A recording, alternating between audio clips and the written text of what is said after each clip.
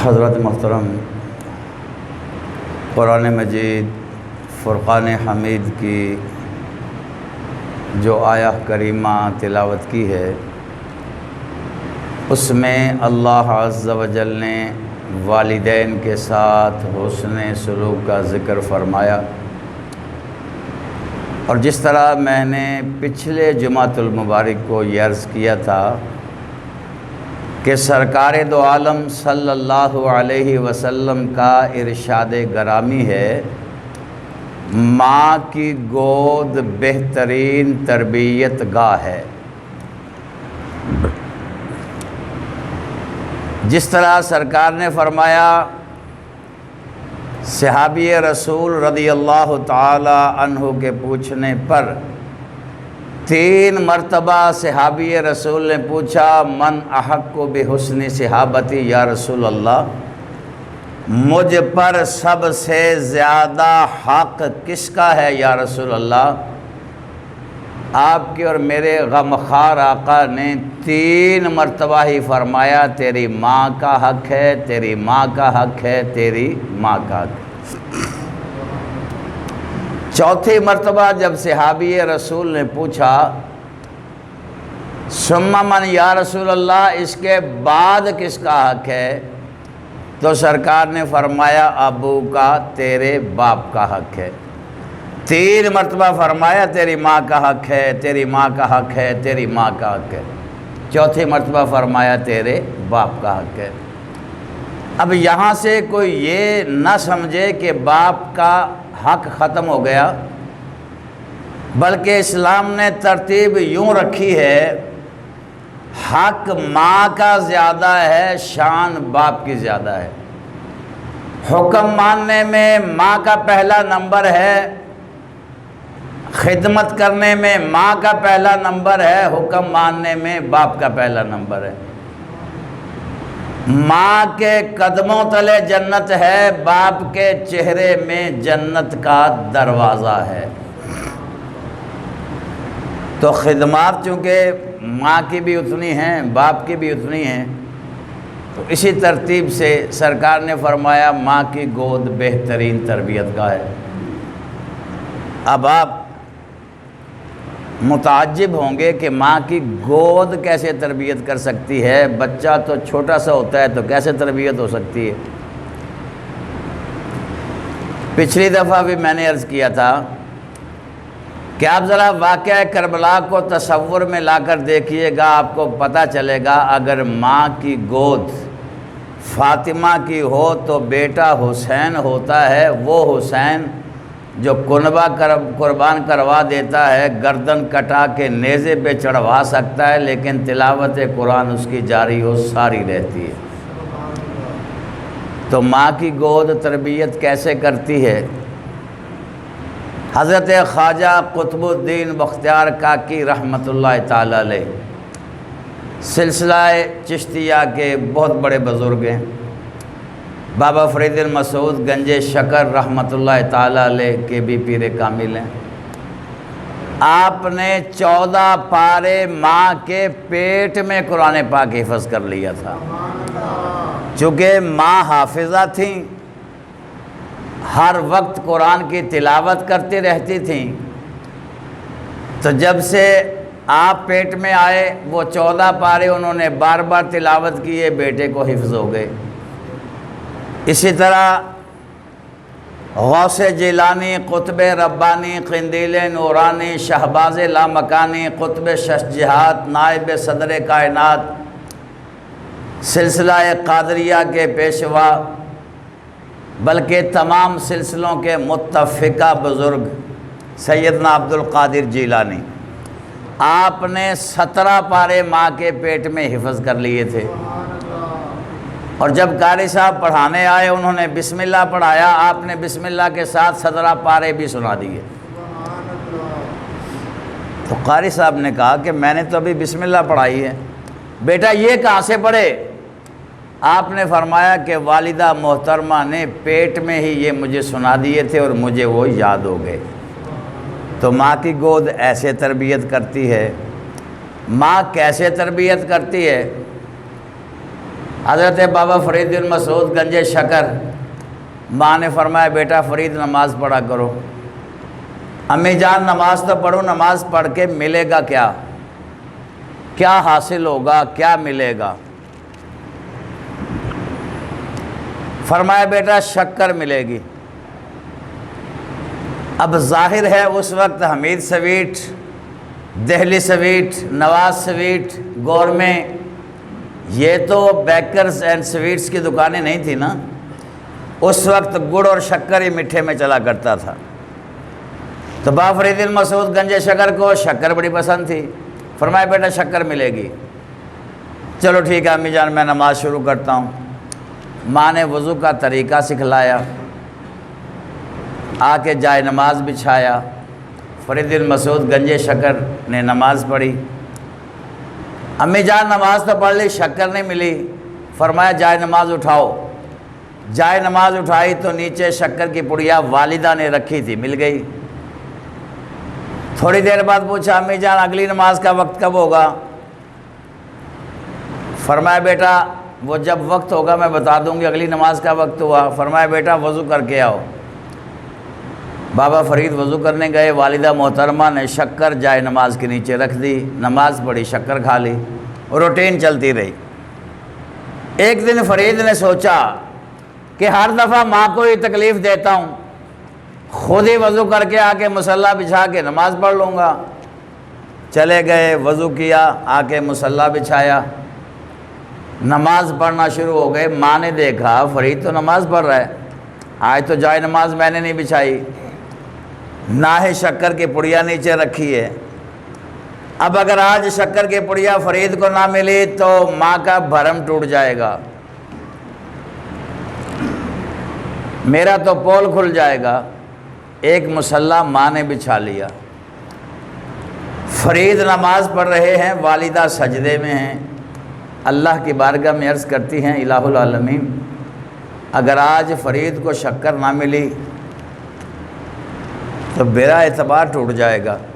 پہلے تو میں شکر رکھا کرتی تھی، آج میں رکھنے نہیں پائی، بس یہاں تک لانا میرا کام تھا، آگے میری بگڑی بنانا تیرا کام ہے۔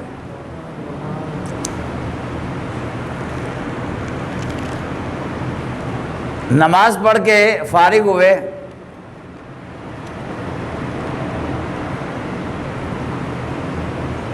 ماں سجدے میں، حضرت بابا فرید بن مسعود گنج شکر نے آواز دی امی جان آج شکر بڑی لذیذ ہے، بڑی میٹھی ہے، اس کا ذائقہ پہلے کسی شکر میں نہیں تھا، آج تو بڑی ذائقے دار شکر ہے۔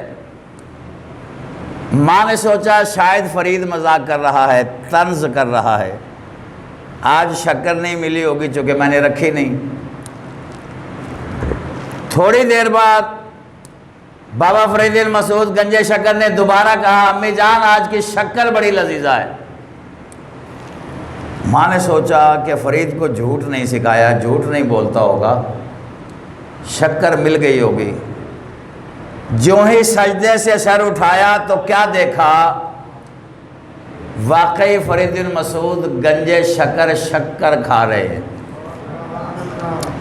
امی جان کھا کر دیکھیے بڑی مزیدار ہے۔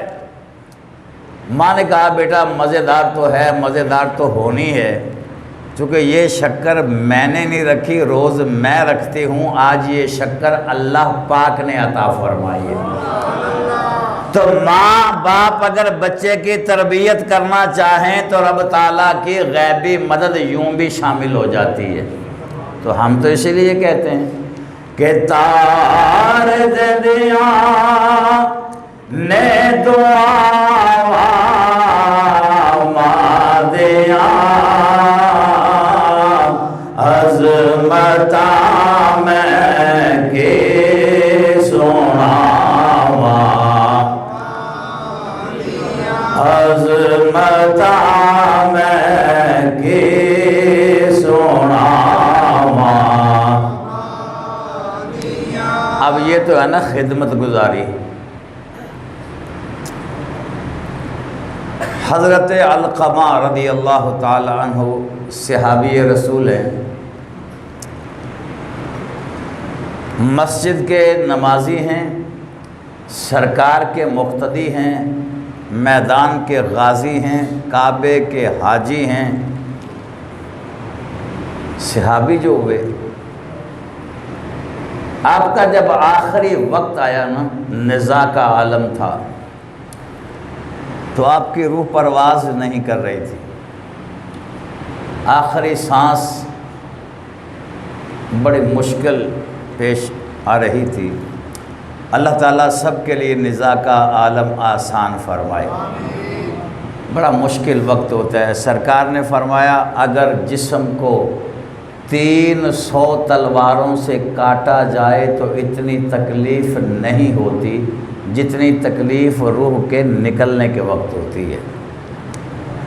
کانٹوں بھری چھڑی اگر جسم میں داخل کر دی جائے اور کانٹا ہر رگ میں پیوست ہو جائے، چبھ جائے، پھر اس چھڑی کو الٹا کر کے نکالا جائے تو اتنی تکلیف نہیں ہوتی جتنی روح کے نکلنے کے وقت ہوتی ہے۔